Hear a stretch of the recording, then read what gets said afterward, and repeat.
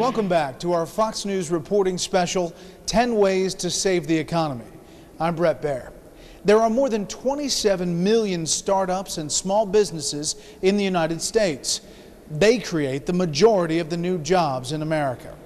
How do we get small business growing again? Here again is Shannon Breen.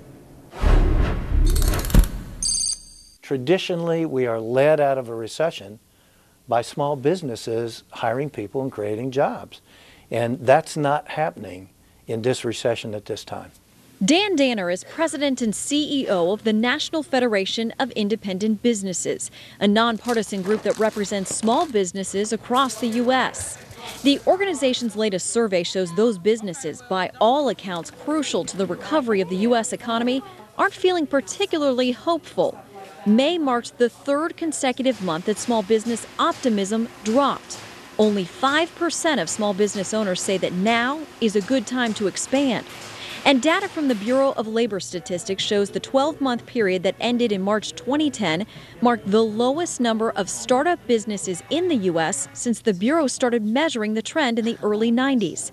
No surprise to economist Martin Bailey of the Brookings Institution. Small business is very key, and they are definitely one of the reasons we are not recovering as quickly as many of us hoped.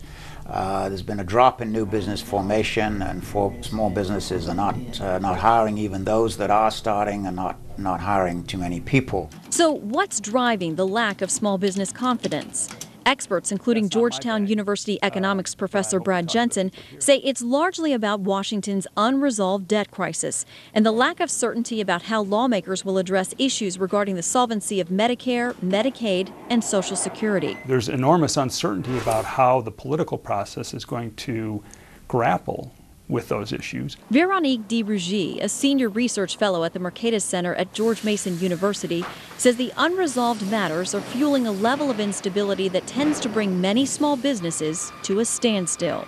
It paralyzes entrepreneurs and people who usually are willing to actually take risk and invest their own money in their business, but also invest in workers and hire people. And while pundits, lawmakers, and economists may disagree about how to resolve those weighty problems, there is general agreement that coming to some kind of resolution will allow small businesses, now waiting on the sidelines, to restart hiring and investing. I think certainly coming to grips with the long-term fiscal situation is something that would be an enormous boost to confidence. All these people end up sitting on their capitals rather than actually do what they do the best, which is taking risk, investing, hiring people, innovating. Treasury Secretary Timothy Geithner, who recently testified on Capitol Hill, also acknowledged that uncertainty in Washington is hindering businesses across America and that it's up to Capitol Hill to come up with permanent solutions for the economy's woes. Because I think that would demonstrate that the country has the capacity, country's leaders in Washington have the capacity to try to make some progress in solving a long-term problem that is a bit of a cloud on the country. I mean, just to be honest about it. As lawmakers work to find those long-term debt solutions that will reassure the small business community, many of those business owners say they also need a permanent fix to one tax policy that threatens to wipe some of them out completely, the estate tax. For a small business, it really matters. The business is your savings, it's your legacy for your kids. It's, in most cases, it's everything you own. The federal estate tax can be especially tricky for many small family-held businesses. That's because when an individual dies, what he or she leaves behind can be subject to significant taxation, even if it's primarily invested in a family business. If the entity doesn't have enough cash on hand to meet the obligation, David Logan of the Tax Foundation explains, heirs are often forced to sell the business in order to raise enough money to satisfy the tax bill. It is a real fear. It's faced by a significant portion of small business owners, that when the owner actually passes away prematurely, or if they don't plan for their estate, that if the business isn't large enough, then their inheritors have to sell the business. They have to liquidate their assets. Because every time one of those small businesses shuts down, people are put out of work. Currently, the tax kicks in for an individual estate at $5 million at a rate of 35%. That's the result of a deal worked out between the White House and key Republicans in late 2010 just as a number of key tax rates were set to expire. But the fix was only temporary, and small business owners have no idea what may happen when the current rates expire at the end of 2012. The estate tax has been around in the U.S. since 1916 and has ranged as high as 77%. There's strong evidence to suggest that higher estate taxes lose jobs, just to put it bluntly. For now, family-held small businesses say they're left to wonder whether lawmakers will once again reach an 11th-hour deal on estate taxes, leaving them hesitant to expand or invest until they get that guidance, meaning it's up to Washington to convince them to get off the sidelines. I asked Danner how much a fluctuation in the estate tax rate, whether it's 5% or 50%, rattles small businesses. Well, in a lot of cases, it could mean that they can't afford to keep the business.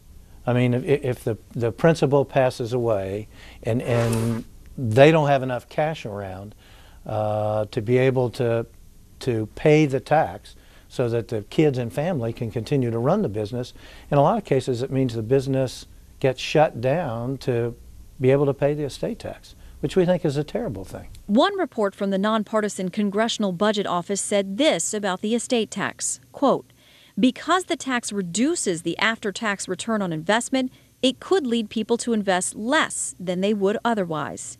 DeRougy says small businesses know that when the current estate tax structure expires, some in Washington could look to them as a source of much-needed income. So for instance, when there's a lot of talking about how in order to reduce the debt, we need to increase taxes dramatically, or the solution is going to be massive increase in revenue collection, what you're signaling to people is that higher taxes are in their future.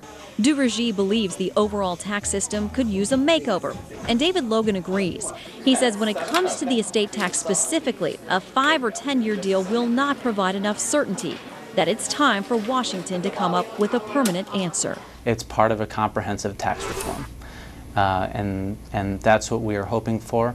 That's what will alleviate that uncertainty that goes to small businesses, allows them to invest in their businesses, to acquire capital, and these are things that we need to spur economic growth. Absent congressional intervention, beginning in 2013, estates will be taxed starting at $1 million instead of $5 million, and the rate will jump from 35 to 55%. The state tax is essentially a success tax, and to tax success, taxes America. Up next, weeks after President Obama took office, he pushed a massive spending bill through Congress that he said would stimulate the economy. Did it work? Do we need another? That's after the break.